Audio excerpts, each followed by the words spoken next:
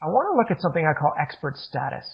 And we want to start the first baby steps of creating awareness for you and what you have to offer. Now, expert status is important. Consider this cloaking yourself in an aura or a shroud of credibility and professionalism. And why this is important is that it's easy to spend a lot of time, a lot of energy, and a lot of money marketing.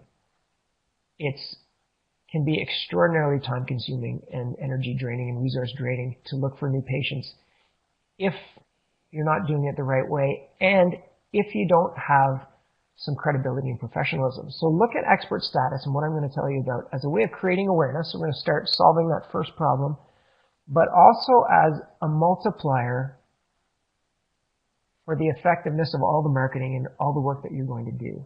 So if you're going to create or work on a website, if you're going to speak to the public, if you're going to network with people, if you're going to run ads in the newspaper, whatever it might be that you do, from Twitter to standing up in front of a crowd of 50 people,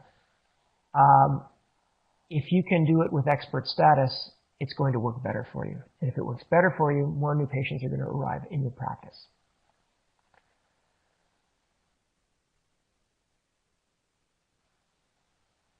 Here's the problem, is that we all have this sense, I think, that we need some sort of credibility and status, especially when we're first starting out. The problem is that we tend to try and address that by doing one thing. We talk a lot about acupuncture, or we talk a lot about whatever our modality is. So we say, I'm an acupuncturist, and I do acupuncture. I just graduated from an acupuncture school, and I've got an acupuncture practice at my acupuncture clinic, and I'd like to offer you some acupuncture. The problem with this is, number one, a lot of people don't know what you're talking about, and acupuncture doesn't mean a lot to them. Number two, it doesn't help to address whether or not you can help their specific concern. And lastly, it doesn't differentiate you from anyone else. In my small town, which is a relatively small place where our clinic is, you can get acupuncture from a naturopathic doctor, from a medical doctor, from a physiotherapist, from a chiropractor, from an osteopath, or from a licensed acupuncturist. I'm not suggesting that all of those sources are created equal, but there are a lot of possible places that you can get the service. Saying I do acupuncture doesn't help to differentiate you. So one of the ways in which we try and solve this problem is to choose a niche. You'll notice that Lauren says niche and I say niche because we're good Canadian boys. If you say niche, rest assured, we're talking about the same thing. One of the solutions to this problem is to choose a niche, and Lauren is an example of this in having a fertility-focused clinic and practice.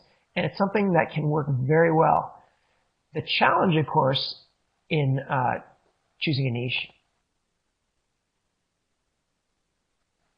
is that it can be a daunting prospect. There are a few reasons for that. Number one, there are no guarantees that a niche is a fast track to credibility or to new patients or to success. So there are all kinds of people who attempt to choose a niche and aren't able to make a go of it. There are also all kinds of non-niche successes. So there are all kinds of people with general practices and family practices who do quite well for themselves, which makes the idea of trying to choose a niche a scary prospect. It's inherently intimidating to narrow your focus down to one target group because it gives you that sense that you're excluding others. And if there's one thing that we're really afraid to do when we're starting out is to say no to people. And niches, in a large part, are really about saying no to other groups of people so that you can say yes and do a good job of saying yes to one group of people. So niches are inherently scary, and that makes this choice of to niche or to not niche a difficult choice. I'd like to suggest to you that there's a middle ground, which I call focus. And focus is an essential part of starting to create this sense of expert status.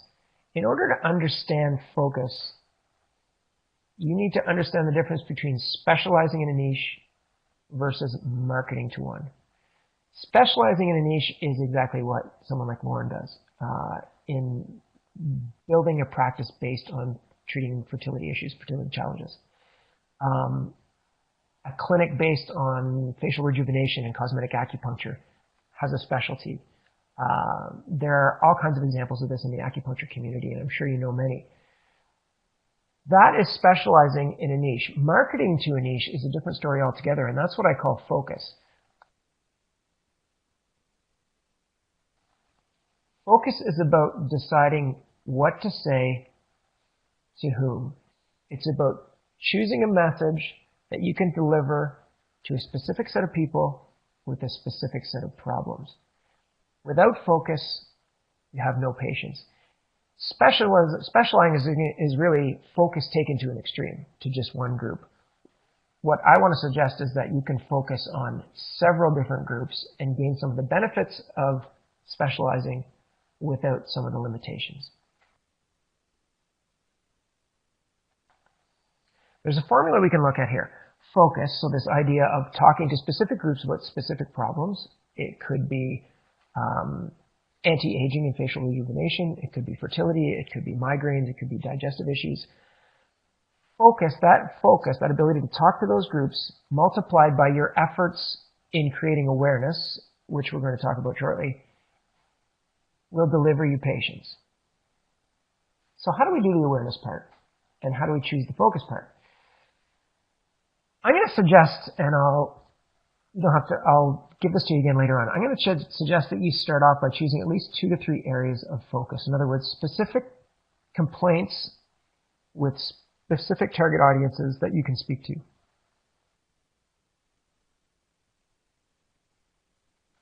How do we choose those areas of focus?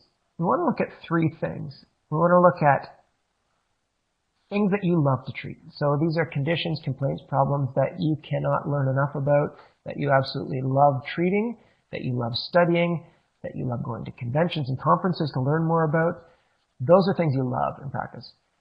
Things you can actually help with. So in other words, things that you have the experience with and the track record of, or you know you can have an impact with. Those are the conditions you can help with. And our third area are things that are common. So what we're looking at there are things that are fairly prominent in a given population of people, so not a condition that's too extremely rare. What I want you to do is pick areas of focus. What I'm going to suggest is you pick areas of focus that share at least 2 of these in common. If you love it and you know you can help, then you're going to be able to find patients. You're going to be able to attract patients. If you love it and it's common, even if you're not sure you can help, you will learn enough and work hard at it enough that you will be able to help. And if it's common and you can help, then maybe you don't need to love it. Clearly the sweet spot is in the middle where we can meet all 3. But any 2 of those, I think, will give you some level of success. That's how you're going to choose your areas of focus. Whether that's, I've gone through some examples already, whether it's digestive issues, chronic pain, whether it's fertility, whether it's cosmetic facial rejuvenation, anything that's a condition that meets these 2 of these 3 criteria is a possible area of focus for you. And you can probably come up with a list of sort of 6 to 8 that you can begin to choose from. So given that sort of really basic idea that focus multiplied by awareness can deliver patience to you, how do we work on awareness? And by awareness, I'm basically talking about marketing. I'm talking about getting the word out. But the world of marketing and advertising has really shifted a lot since we started our clinic, certainly. And I want to give you a basic framework to look at the marketing job ahead of you, this job of creating awareness. That's relatively simple and will give you some choice so we can find something that fits you, and will give you some success.